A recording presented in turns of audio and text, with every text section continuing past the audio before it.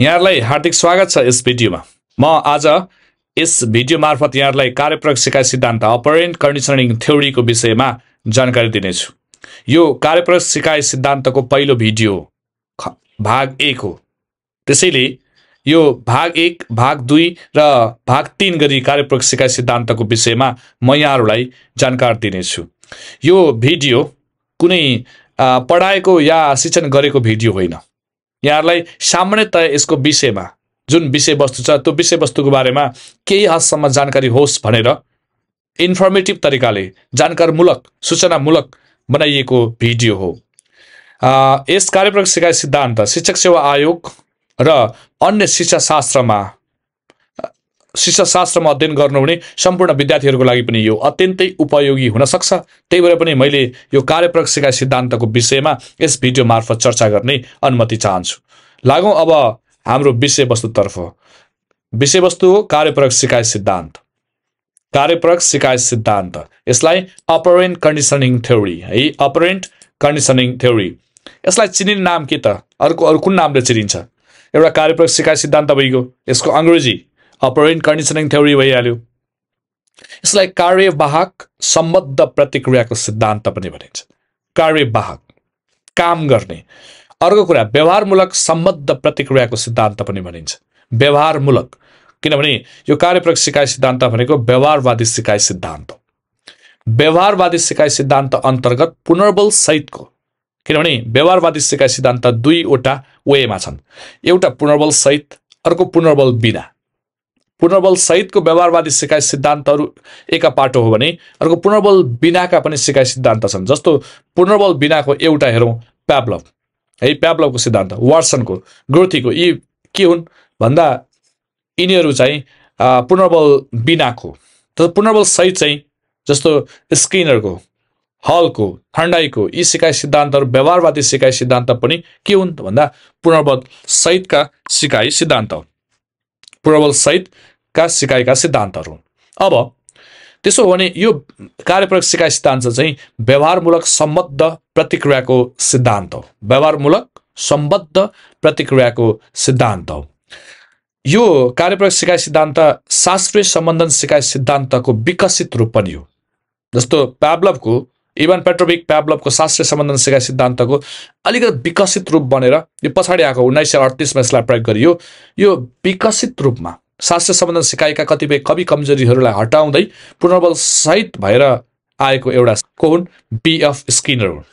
अनि यसलाई कहिले प्रयोगमा ल्याइयो भन्दा कार्यप्रयोग सिकाइ सिद्धान्त सन् 1938 मा, शास्त्रीय सम्बन्धन सिकाइ सिद्धान्त 1904 मा प्रयोगमा ल्याइएको थियो भने कार्यप्रयोग सिकाइ सिद्धान्त सन् 1938 मा। त्यही भएर शास्त्रीय सम्बन्धन सिकाइ सिद्धान्तका केही कमी कमजोरीलाई समेत ध्यानमा राखेर यो कार्यप्रयोग सिकाइ सिद्धान्त आएको हो। भनेपछि यो कहिले आएको रहेछ? सन् 1938 मा। त्यसो भए यो प्रयोग चाहिँ केमा गरियो त? प्रयोग गरिएको के हो भन्दा यो कार्यप्रयोग सिकाइ सिद्धान्त प्रयोग भने मुसामा गरिएको थियो र मुसा पछि चाहिँ परेवामा पनि यसलाई प्रयोग गरिएको थियो। कार्यप्रयोग सिकाइ सिद्धान्तको प्रयोग केमा गरियो भन्दा मुसोमा, पछि मुसोपछि केमा गरियो भन्दा परेवामा पनि गरियो। त्यसो भए कार्यप्रयोग सिकाइ सिद्धान्तको ले के अर्थ राख्छ भन्दा यसमा चाहिँ पुनर्बल सहितको सम्बलन सहित हो तत्काल, त्यसैले सिकारु सक्रिय रहन्छ। पुनर्बल सहितको उत्तेजना प्रतिक्रियाको सिद्धान्त हो यो, किनभने सिकारु यसमा सक्रिय हुन्छ।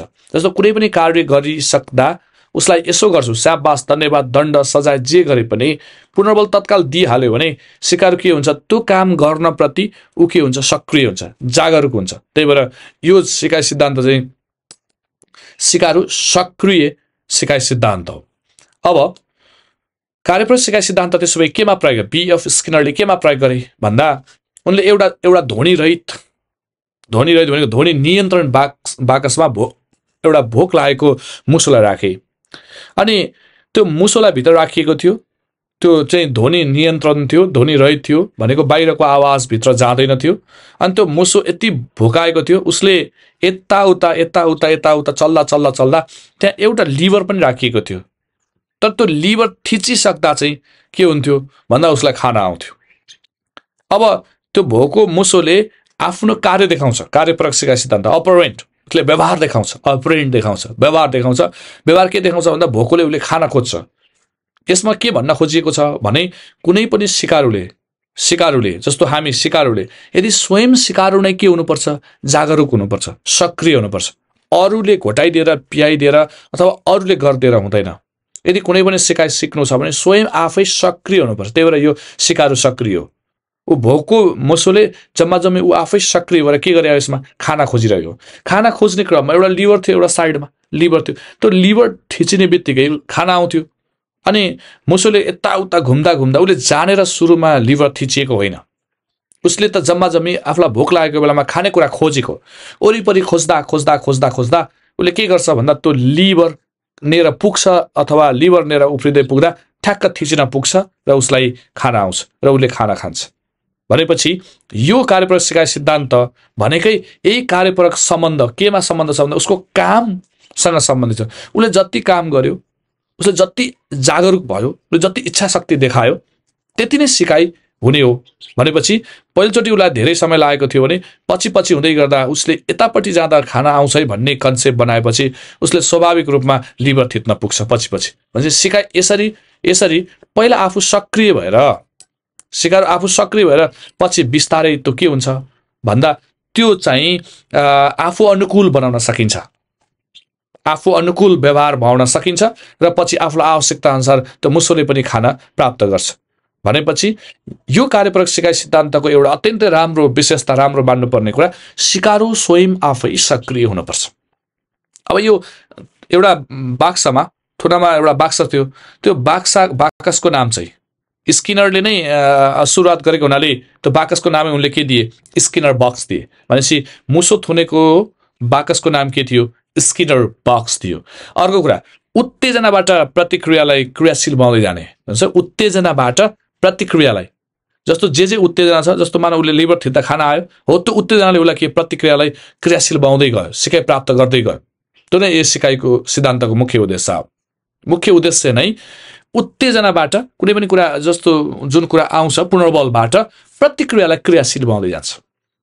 यदि कुनै पनि काम गरे बापत हामीले दण्ड पुरस्कार या राम्रो काम गरे बापत स्याबासी धन्यवाद पाइयो भने त्यो स्याबासी र धन्यवादले पुनः अर्को कुरा सिक्नको निमित्त हामीलाई प्रेरित गर्छ, त क्रियाशील बनाउँछ। यो नै यस सिकाइ सिद्धान्तको मुख्य उद्देश्य हो। अर्को कुरा प्राणीहरूले जुन अनेकन व्यवहार गर्छ कुनै पनि कार्य गर्नको निमित्त अथवा प्राप्त गर्नको निमित्त जुन कुराहरू देखाउँछ, उसले प्रतिक्रियाहरू देखाउँदै जान्छ, कार्य गर्दै जान्छ, त्यसलाई चाहिँ स्किनरले अपरेन्ट भन्ने शब्द दिएका छन्। त्यही भएर यो सिकाइ सिद्धान्तको नाम पनि के हो, अपरेन्ट कन्डिसन राखेको। भनेपछि अपरेन्ट भनेको चाहिँ प्राणीहरूले गर्ने अनेकन कार्यहरू नै के हो, अपरेन्ट हो। अर्को सिकाइमा चाहिँ सिकारु के हुनै पर्यो, सक्रियता हुनै पर्यो। यदि सिकाइमा सिकारु सक्रिय भएन भने कुनै पनि सिकारुले सिक्दैन या स्वयं आफै भित्रदेखि नै के हुनु पर्यो, जागरुक हुनु पर्यो अनि उसले प्रतिक्रिया देखाउनु पर्यो, कार्य देखाउनु पर्यो। अनि उसले प्राणीहरूले कार्य देखाउँदै गइसकेपछि उसले बिस्तारै के गर्दै जान्छ, सिकारुले सक्रियता बढाइसकेपछि सिकाइ बढ्दै जान्छ भन्नु यस सिकाइको मुख्य सिद्धान्त अथवा मुख्य मान्यता हो। अब त्यसो हो भने अनि अर्को कुरा यो सिकारको चाहिँ केन्द्रीय स्नायु प्रणालीसँग आधारित हुन्छ। जस्तो व्यवहारवादी सिकाइ सिद्धान्त अन्तर्गत केन्द्रीय स्नायु प्रणालीसँग भनेको पहिला मुसोले के गरेको छ भन्दा थाहा पाएको थिएन, उसले लिभर यहीँ छ भन्ने कुरा थाहा पाएन। तर पछि उसले लिभर यहीँ छ भन्ने थाहा पाइसकेपछि उसले त्यही थियो। भनेपछि पछि व्यवहार सँगसँगै उसले गरेको व्यवहारका क्रियाकलाप सँगसँगै पछि कि स्नायु केन्द्रीय स्नायु प्रणालीसँग पनि यो के हुन्छ, आधारित हुन्छ, जोडिएको हुन्छ। त्यही भएर त सिकारु के हुनु पर्यो, सक्रिय रहनु पर्यो, सक्रिय रहने सिद्धान्त हो। यसमा सम्मेलन र पुरस्कारको माध्यमबाट आदत बानीहरूलाई चाँडो सिक्न सकिन्छ अथवा व्यवहारमा चाँडो परिवर्तन ल्याउन सकिन्छ भन्ने सिकाइको मान्यता हो। किनभने स्वभावले कुनै पनि काम गरिसकेपछि उसलाई राम्रो भएमा स्याबासी धन्यवाद पुरस्कार, यदि नराम्रो भएमा दण्ड सजाय र उसलाई त्यही सोही अनुसारको कार्य गरिसकेपछि त्यो कार्य गर्नको निमित्त उत्प्रेरित हुन्छ। त्यही भएर हाम्रो उत्तेजनाले के गर्छ भन्दा प्रतिक्रिया निम्ताउँछ, प्रतिक्रिया बढाउँछ भन्नु नै यस सिकाइ सिद्धान्त अथवा कार्यप्रयोग सिकाइ सिद्धान्तको मुख्य मान्यता हो। हस्, मैले यस भिडियो मार्फत कार्यप्रयोग सिकाइ सिद्धान्त अपरेन्ट कन्डिसनल थ्योरीको बेसिक कुराहरू मात्रै यहाँहरू समक्ष प्रस्तुत गरेँ।